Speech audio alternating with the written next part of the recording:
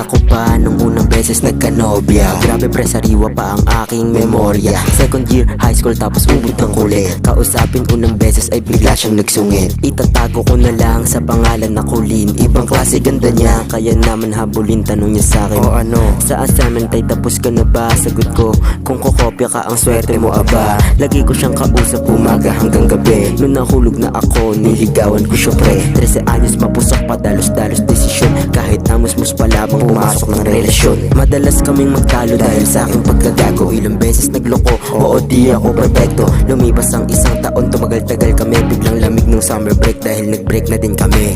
Nasaan ka na? Ako kaya'y naalala pa. Naisa nakitang tawagan ka, so baka maabala ka. Nasaan ka na? Ako kaya'y naalala pa. Naisa nakitang tawagan ka, so baka maabala ka.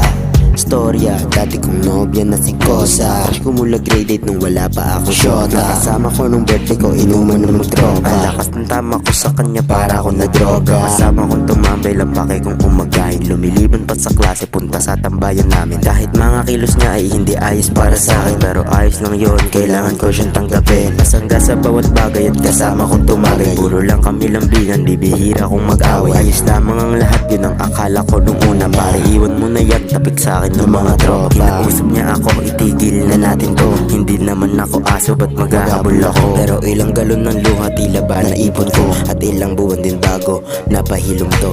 Nasaan ka na? Ako kaya'y naalala pa. Naisa nakitang tawagan ka, so baka mabala ka. Nasaan ka na? Ako kaya'y naalala pa.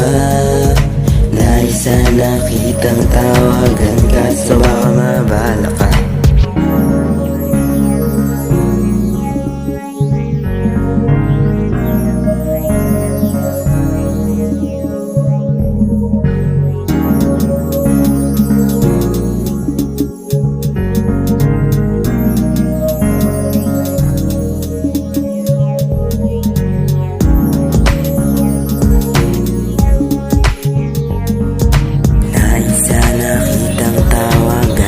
So baka mabala ka.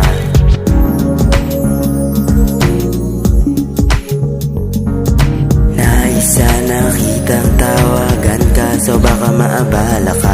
Kailangan kong kalimutan at dapat kong talikuran. Di na para balikan yung pagdanas ng kabiguan. Mga naipong alaala minsan binabalikan. Nung pumupunta ka sa amin at ako'y hahalikan. Pero dapat nang umusad at lumakad pa abante. Kahit walang gasolina ay itutuloy ang biyahe. Salamat sa inyo, naging parte kayo ng buhay ko. Naging dahilan kayo kung bakit nagkaroon ng kulay to. Gabayan ng itaas sa landas na tinatahak. Pagdadasal ko lagi na huwag kayong mapahamak. Awat dun sa nasaktan, di ako galit sa nanakit. Kung magtunobi man ulit, ako'y magpapakabait. Malaking aral yung napulot ko sa inyong dalawa. Umalalay makabangon nung minsanang madapa. Isa kayo sa dahilan kung bakit nandito ako. Kaya kahit na papano namimiss ko din kayo.